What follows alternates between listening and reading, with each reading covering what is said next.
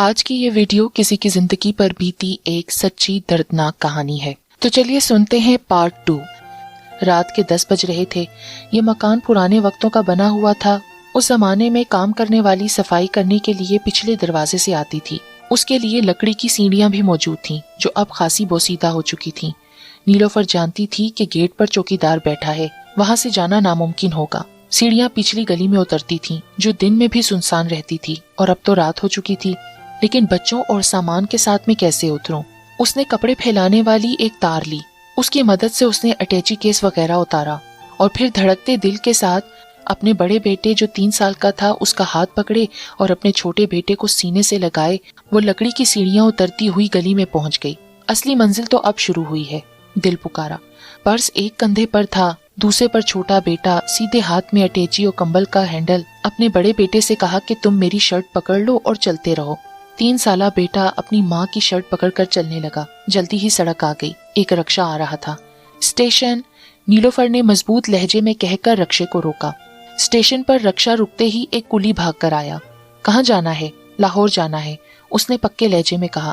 کچھ دیر بعد کلی ٹکٹ لے کر آ گیا۔ گاڑی میں بیٹھ کر نیلوفر کے ہوش ٹھکانے آئے، مگر باوجود اس کے کہ وہ عبایا پہنے ہوئے تھی، اسے ہر شخص اس گنڈے کی طرح معلوم ہوتا جس نے اس کو اور اس کے بچوں کو قتل کرنا تھا۔ گاڑی جب چل پڑی تو گرم کپڑوں اور کمبل کی قدر بھی تبھی پتہ چلی۔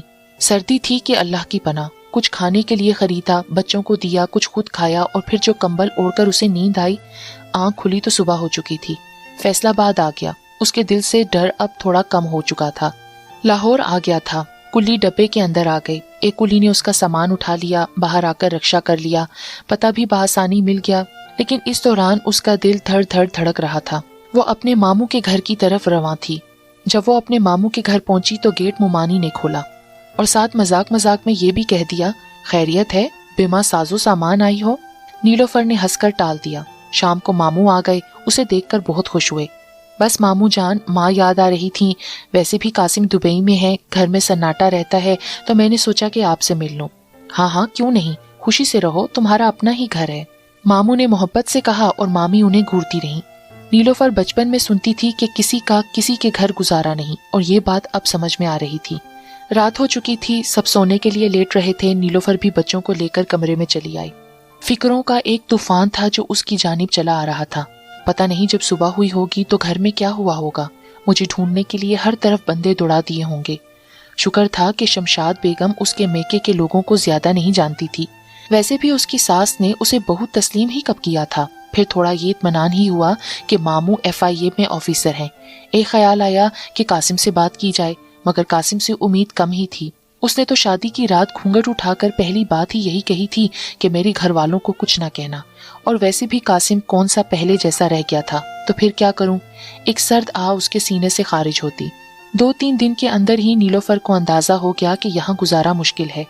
3 سالہ بیٹا بھی جب اس سے طرح طرح کے سوال کرتا تو ماں کا دل ٹوٹ جاتا۔ ماما ہم بابا کے پاس کب جائیں گے؟ آپ انہیں فون کریں نا۔ بیٹے کی تسلی کے لیے نیلوفر نے نمبر نکالنے کے لیے پرس کھولا اور دل دھک سے رہ گیا۔ پھر سارا پرس کھنگال ڈالا۔ پورے 10,000 روپے بھی پرس میں سے غائب تھے، ساتھ میں قاسم کا نمبر بھی۔ جان ہی تو نکل گئی تھی اس کی۔ اس نے دونوں ہاتھوں سے سر تھام لیا۔ ماما فون کہاں سے کروں بیٹا؟ نمبر کھو گیا ہے۔ اور پھر گھبرا کر اس نے اٹیچی کھولی، خفیہ خانہ کھولا تو لاکھ روپے اور جیولری موجود تھی۔ اس کی جان میں جان آئی، اور پھر اس نے اپنی ہر شلوار میں جیب لگائی تھی۔ ان چند دنوں میں اس کو سبق پر سبق مل رہے تھے۔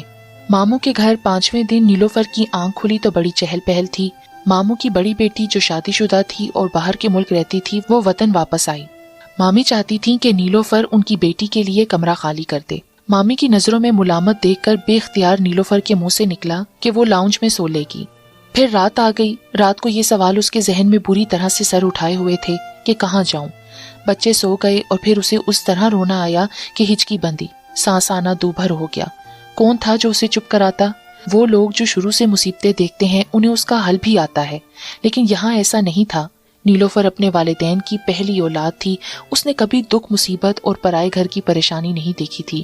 صرف قاسم سے شادی پر تھوڑا سا گھر میں غلغلہ ہوا تھا، اور ماں باپ کیوں منع کر رہے تھے یہ اس کی سمجھ میں اب آ رہا تھا۔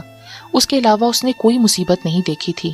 اب یہ سوال کہ ننھے بچوں کے ساتھ کہاں جائے دماغ ہلا دینے کو کافی تھا۔ نیلوفر نے مامی کو اپنے اصل حالات کے بارے میں کچھ نہیں بتایا تھا، ورنہ مامی تو مامی ماموں بھی چلتا کرتے۔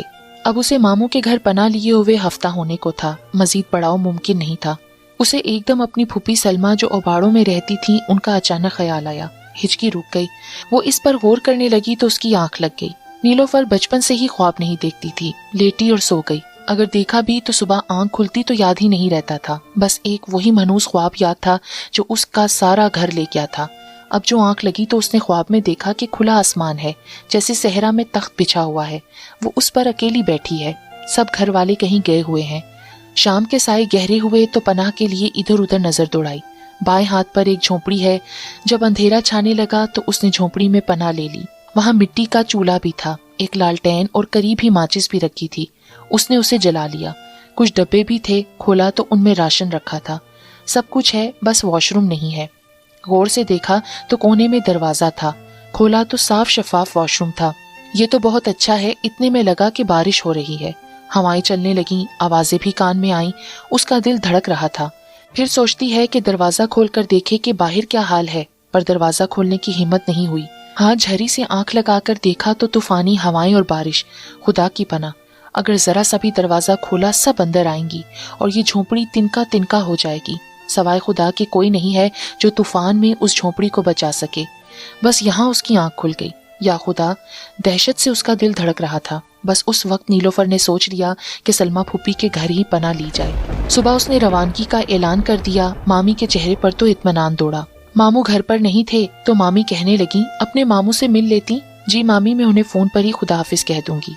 وہ جانتی تھی کہ مامی نہیں چاہتی کہ وہ ماموں کے سامنے جائے کیونکہ وہ اسے روکتے، مگر اب نیلوفر کا فیصلہ اپنی جگہ پکا تھا، کیونکہ اس کے کان میں ہر وقت مامی کے بچوں کی آوازیں پڑتی تھیں کہ اس کے بچوں کا رونا برداشت نہیں ہوتا، پتہ نہیں کیوں آئی ہے، کیسے آئی ہے، کہیں میاں سے لڑی جھگڑی تو نہیں۔ اس لیے وہ مامی کو خدا حافظ کہتے ہوئے اپنا سامان رکھ کر چل پڑی۔ مامی نے جاتے ہوئے کہا کہ ویسے بیٹیاں اپنے سسرال میں ہی اچھی لگتی ہیں۔ اس کا مطلب تھا کہ اب دوبارہ کبھی ہمارے پاس نہ آنا۔ ٹرین میں بیٹھ کر نیلوفر کی آنکھیں بری طرح چھلک پڑیں۔ اب دیکھو سلمہ پھوپھی کے ہاں کیا ہوتا ہے۔ بچپن میں ایک بار ماں باپ کے ساتھ ان کے گھر گئی تھی، بڑا سا گھر تھا، کچا پکا۔ وہ ملی تو محبت سے تھیں، اسی لیے کڑے وقت میں ان کا خیال آیا۔ پھر سارے گھر کے مرنے پر بھی آئی تھیں اور اسے گلے لگا کر بہت روئی تھیں۔ یہی وہ باتیں تھیں جو نیلوفر کے لیے ان کا دروازہ نظر آ رہا تھا۔ ٹکٹ تو اس نے سکھر کے منگوائے تھے، لیکن اترنے کا فیصلہ ڈھیرکی پر تھا۔ ساری رات کے سفر کے بعد ڈھیرکی آ گیا۔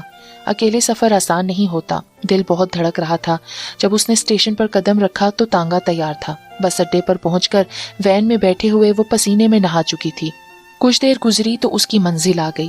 شکر ہے کہ گھر سٹاپ کے بالکل نزدیک ہی تھا، لیکن یہ لوگ اپنے حلیے سے الگ معلوم ہوتے تھے، اس لیے مقامی لوگ غور غور سے دیکھ رہے تھے۔ امی دیکھیں کون آیا ہے۔ پھوپھی کی بیٹی کی آواز پر سب گھر جمع ہو گیا۔ استقبال تو بہت اچھا ہوا، دل کو قرار آ گیا۔ گھر تو بہت بڑا تھا لیکن کمرہ ایک ہی تھا۔ سارا دن زیادہ تر صحن میں وقت گزرتا اور رات کو کمرے میں ہوتے، لیکن سردی کا زمانہ تھا، بچوں کی عادت نہ تھی۔ پھر کمرے میں صرف افراد خانہ ہی کی گنجائش تھی۔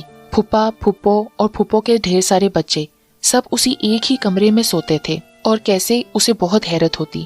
پھپھو نے اسے اپنے ایک بچے سے چرپائی لے کر دی، جس پر اس کے 2 چھوٹے بچے اور بمشکل وہ پوری آتی تھی۔ 2-3 دن اسی مشکل عالم میں گزرے۔ چوتھے دن نیلوفر نے دیکھا کہ ان کے صحن میں ایک کونے میں موجود ایک جھونپڑی کی پھوپھی صفائی کر رہی ہیں۔ پھپھو آپ کیا کر رہی ہیں؟ ارے جگہ کم ہوتی ہے، ہم یہاں سو جایا کریں گے۔ پہلے یہاں بکریاں باندھی جاتی تھیں، پھر وہ بک گئیں تو میری بیٹی یہاں پڑھائی کرنے لگی۔ ارے نہیں پھپھو، اچھی بھلی جگہ ہے، میں بچوں کے ساتھ یہاں سو جایا کروں گی۔ پھپھو کا اصل میں تو پروگرام ہی یہی تھا۔ تھوڑی دیر میں نیلوفر نے اپنی اٹیچی یہاں رکھ لی۔ لائٹ کے نام پر پھپھو کے ہاں صرف 2 بلب تھے اور ہوا کے لیے ایک پیڈسٹل فین۔